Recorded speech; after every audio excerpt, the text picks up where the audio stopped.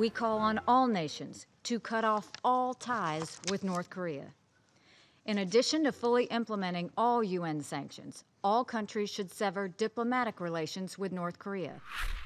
Well, nothing like worrying about a world war on a Sunday morning, but that is the U.S. Ambassador to the United Nations, Nikki Haley, condemning North Korea's latest and most disturbing missile launch, an intercontinental ballistic missile the North Korean regime claims is capable of reaching the United States. The problem is, of course, it could also hit Canada, whether by strategic targeting or by a mistake. Is it time for Canada to get more serious about missile defense? To find out about that and lots more, I'm joined now by Perter MacKay. He is, of course, the former defense minister under Stephen Harper, and by Dick Fadden, the former head of Canada's spy agency CSIS and the former national security advisor, both to Stephen Harper and Justin Trudeau. Gentlemen, good to see you. Good morning. Good to be here. Dick Fadden, I'm going to start with you. The new missile launch. Does Canada have to relook at how it defends itself against missiles? I think it does. I think Canada has three major national security issues: cyber, terrorism, and missiles. The first two we're either dealing with or there's a plan to deal with them. Missile defense we're not. And I would emphasize it's ballistic missile defense. There's no aggressivity on the part of Canada required, so I really don't understand why we as a country would not contribute to our own defense. Well, what advice it's getting would worse. You give? You were the former national security advisor. After this launch from North Korea, has the danger level gone up? Would your advice change? I think it would, because over the years they've become better and better at getting these missiles towards North America. I think the pressure between the United States and Korea is more than it used to be. I think the threat is greater. I don't think we're going to have a world war tomorrow, but I do think the simple answer is Canada should tell the United States, we're concerned about this, we want to engage in talks on BMD, how can we participate? So ballistic missile defense, Perter MacKay, under, of course, Paul Martin, we didn't join, neither under Stephen Harper, we didn't join the United States program. Has the world changed? Do we need to basically join up?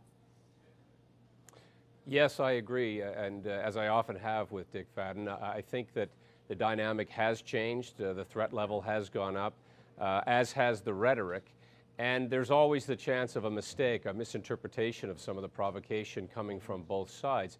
And as you said in your intro, an intercontinental ballistic missile may very well come over Canada. That is to say, it could pass through our airspace. It could conceivably, as terrible as it sounds, come down in Canada. And so for that reason, we need to up our game. That, of course, involves greater time, resources, and effort at NORAD.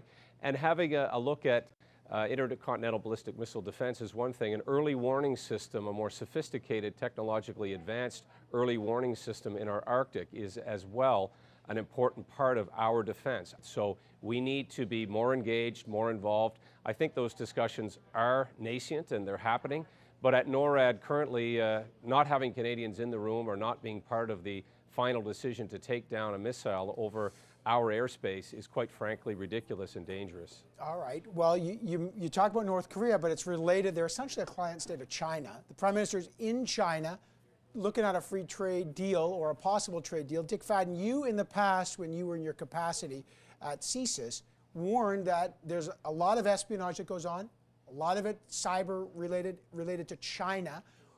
What concerns do you have if the government says, look, we got to get in on the Chinese market, we need a free trade? What warning signs are there? Well, let me start by saying I'm not sure we can say today that North Korea is entirely a client state of China. They have a lot of influence, right, but they can't be told what to do, and I think that's part of the problem today. China may or may not be willing to apply a lot of pressure, but even if they did, North Korea sees all of this in the context of their survival. So I don't think they're going to respond immediately. As concerns China, I think we have to deal with China. I've always said that. I think you agree. I think we have to go in with our eyes open. Everybody wants a free trade deal as if it's the panacea, to all of our problems. We're going to become engaged with a country whose ultimate objectives in Canada we don't know. We don't know what our bottom line is with them. They will involve state-owned enterprises with no bottom line, whereas ours have a lot of bottom lines. We go in free trade negotiations with the objective of facilitating the private sector. Right. They're going in with the objective of facilitating the Chinese state meeting its objectives. Entirely different level of engagement. Perter MacKay, you guys had to deal with this when you were in government. What's your concern about maybe trying to kickstart a free trade deal with China? Well, look, I think it's desirable, it's necessary. I also think the TPP is something we need to pursue vigorously. The prize there is, of course, Japan. But yes, absolutely, we need to engage with China. But I think we need to be very cautious. As Dick has laid out very articulately, they have different goals, different parameters. I dealt with Chinese ministers in several different departments, and they see the world entirely differently. Whether we were engaged on consular issues that involved human rights violations, whether we were talking about the way in which state-run enterprises were operating in their country compared to ours. Look, they want our energy, Evan. They want access to our market. And quite frankly, they're also looking at us as a means of triangulating into the United States. But back to your earlier question, they are heavily involved, heavily engaged in espionage. There isn't a day goes by that our Canadian government departments, our banking system, even our critical infrastructure are not in some way or another being probed and examined, if not hacked. And that has to be a major, major concern in this country. So it's not just rogue actors, as we alluded to in our earlier discussion around possible terrorist attacks or missile attacks. It's also the use of cyber and the use of very sophisticated means to penetrate our systems. And China is at the forefront in efforts to do just that.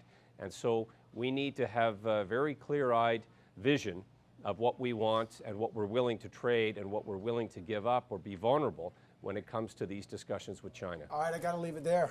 Perter MacKay, Dick Fadden, I really appreciate both of you guys joining me this morning.